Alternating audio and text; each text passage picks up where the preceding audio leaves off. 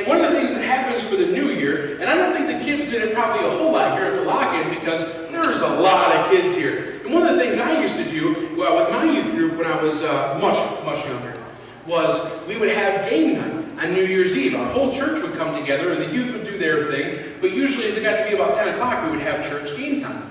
I love games. I love, all those board games you put in, you pull out. And see, the thing is, I like to go see movies as well. I like to go to the theater.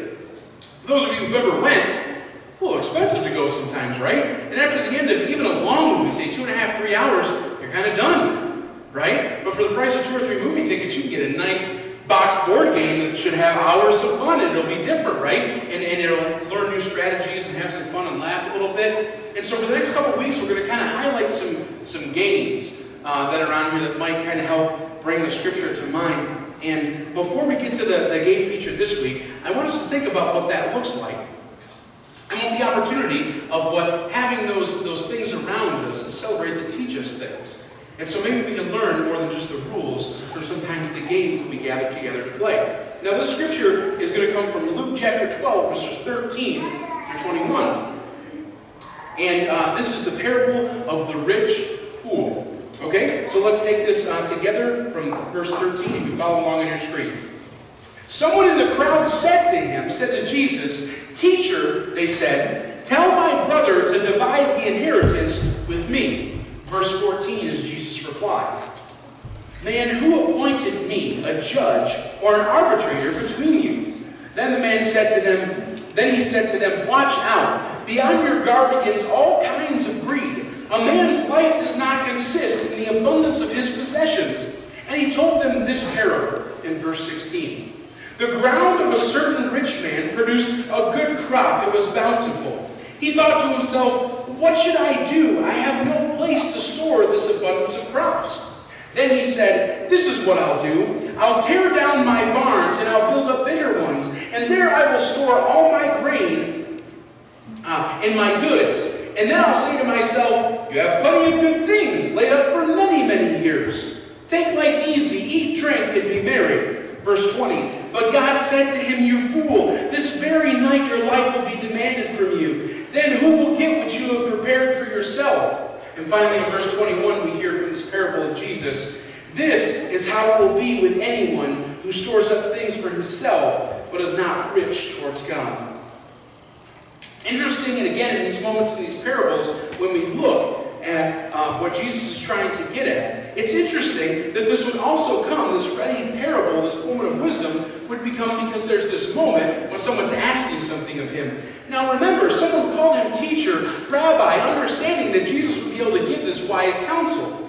Right? So it's interesting that we would listen to this. Now you can see on your screens or in your bulletin, we have this very familiar Parker Brothers game. Right? It's probably iconic and that most of us have a copy. That actually probably helped me out a little bit. How many of you have this game or have played this game before? No. Right. Next question. Raise your hand if you've ever fully completed, per the rules, a game of Monopoly. Okay. It's kind of what I thought, right? That game goes on forever, right? I mean, if you really look at it, it goes on for a long time. And so it's kind of a moment of attrition, too. Can you stay awake long enough? Do you care long enough to keep playing? But when we look at this game, we all have familiarity with it, right? Sometimes we have different traditions where, we have different game pieces, that they don't make anymore. Some of them are plastic. They even got ones now that you swipe a debit card with. You believe that? Right? They have a little debit card in there because that's the world we live in now of automatic transactions. But this game, if you ever settled around it, I had a transition. And I don't want to go overly gospel about it, but I used to really enjoy winning at this game, or at least as long as I would play. But the older I've gotten, and I want to say some of it might have something to do with our faith maturing, but man, it gets it's hard when you're actively trying with every turn to bankrupt your friends. I mean, when was the last time we invited somebody we really didn't get along with and we're like, we're going to settle this old school style. You and me don't like each other, let's play Monopoly and figure this out. That doesn't happen.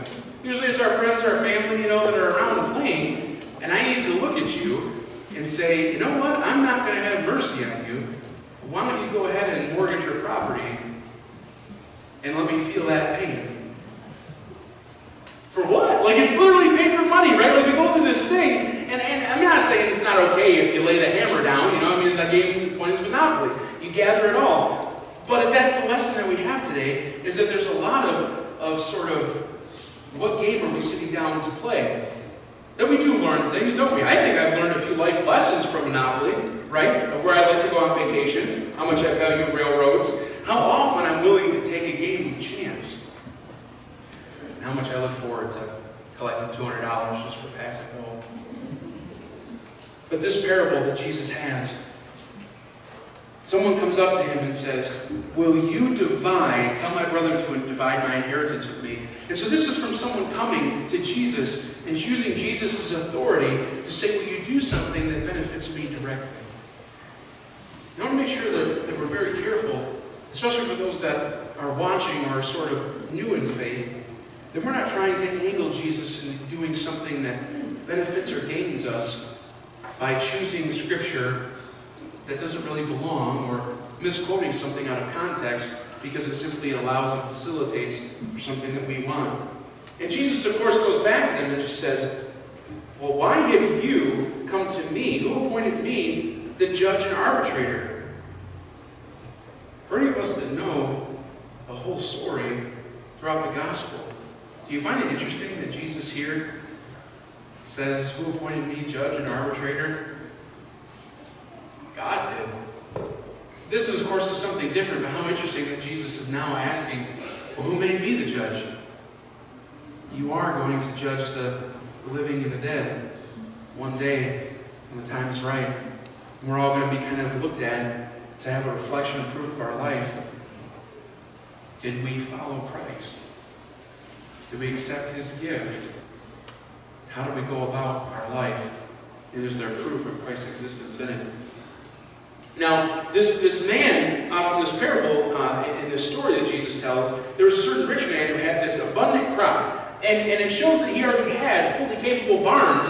And so when he had this abundant blessing, this good crop, he said, well, what should I do with this? And of course, the title is foolish on here, because he decides in all this wisdom that he already has enough. He's been richly blessed abundantly, and so he decides the best thing to do is to tear down my perfectly good barns and to build bigger ones to store even more stuff. I don't think we have to go too far to see that what Jesus is really asking us to look at is that our response? Not necessarily just in material things, and it's a good thing we were talking about the class almost being full, right, at Financial Peace University, because that's sometimes how we respond, isn't it? That we want to save for a rainy day, and there's a difference between saving for a rainy day. There's a difference sometimes between, have you ever been in that position where you said yes to too many time commitments, right? And it's no longer a joy to be with you on a Thursday night because I've been out 12 days in a row, then I have another thing going on at 10:30 tonight because I overbooked myself, right? And so that's also a resource. It's not just being foolish with our material things, it's with our time, with our energy. Have you ever had that moment where you started to regret hanging out with someone that you cared about because it was just, I'm stretched too thin, I have too much going on, right? There's too much I'm expending for myself, and I don't have enough left to feel the joy of being with someone that I want to be with. Jesus is using this parable to say, don't think and don't foolishly accumulate both resources and things and commitments in our lives that overlook past the needs of others around us. I would also be willing to submit to you that, well, I guess I should say this class, for instance. Let's just use a real example. The class is almost full. Now, what happens if somebody was really struggling with the principles of trying to relieve some of that burden and that stress that finances takes on all of us? There are some people that are taking a class that have taken it before. You believe that? I'll take it again. And that's that moment where, what if someone had never taken it before and doesn't know any of the treasures and wisdom that's there? Do you see the decision we have to make? Do we do it again? Or do we forfeit even something that we want so that someone can experience it for the first time. Now, I hope I'm not speaking out of turn for respect to the class and the group. But friends, do you see what I'm saying? Do you see what I'm saying? That we don't want to be caught like the man in the parable who doesn't see that an abundance means now we have options. Now we have things that we can do with this opportunity. That this man was looking, how can we take this abundance, this blessing from God, and simply make our lives easier from it, not asking once, how could this be a gift to someone else? You see, in our Wesleyan theology, John Wesley says this, says, earn all that you can, right? Wesley says it's a good thing to earn and to make and gather as much as we can, right? But Wesley also says to save as much as you can. There's nothing wrong with putting things away for a rainy day, for allowing our resources to make things a little bit easier or to prepare for emergencies and to have some of those opportunities to do and share some things that comes from saving. But he doesn't just say earn all you can and save all you can and leave it at that. He says so when the opportunity comes, you can be as generous as you can. Wesley, the founder of Methodism, says to earn as much as we can because there's nothing wrong with earning. Save as much as you can. There's nothing wrong with saving it and having some comfortability and some insurance there, if you will. But he also says, so that you can be generous when the time is right. Jesus goes on to share in this parable that after the grain was stored, the man said to himself, I have plenty, more than I need. I am good for years, so now I can take it easy, drink, and be merry. We can almost see that moment, can't we? Right? Picture the nice robe and the rings and the goblet, right? Now I can just kick back and relax. And literally, as he's pulling the goblet to his mouth, we can sort of picture Jesus going in this parable. He says that God said, you fool, your life is going to be demanded from you today. What do you have to show for it? I want to ask this because one of the things that takes up a huge part of our life, if we really want to break it down into like a pie chart, is we have like 3 kind of quadrants, don't we? We got to sleep, right? And we should be sleeping a good portion of the time. That's about 1/3 of our life. Most of us have to work, right, for our economic resources, right? Well, an 8-hour day, that's about another 1/3. So 2/3 of your life is kind of obligated to working and to sleeping. And what's that other 1/3 look like? It's recovering, right, from the work and preparing for the sleep, getting everything ready. So when we're looking at how precious these times are, this parable is reminding us that everything that we're doing in our lives, good, bad, indifferent, God-honoring, God-ignoring, it's all going to come due one day when we take our last breath. And just like last week, I'm going to ask a question that says the wording you, but I'm also asking it of myself. I'm saying us. Do you understand? I'm saying us, but I'm phrasing it as you. But I'm centering this question on all of us. Are we focused more in our lives about making a living, earning a living, or making a life? Do we put more value on the way that we earn a living than the value of making a life? Now, I've been to a few funerals and celebration of life services because of my position as being a pastor. And I can be in the room until they close the casket for the final time. There's a lot of interesting stories, sort of if walls could talk, that could happen from that. There are a lot of different things that people choose to put in the casket. Sometimes it's a letter from the grandkids, or something special. If they play golf, it's a golf ball, and just lots of different things. I won't name anything specific. But I've seen a lot of things go into a casket. It's interesting the things that we can take with us when we draw our last breath here on earth. I don't want us to be rich fools. I'm talking about the bigger things. Yes, there's a resource here. There's a financial resource that Jesus is talking about. But think about what we can take with us when we go.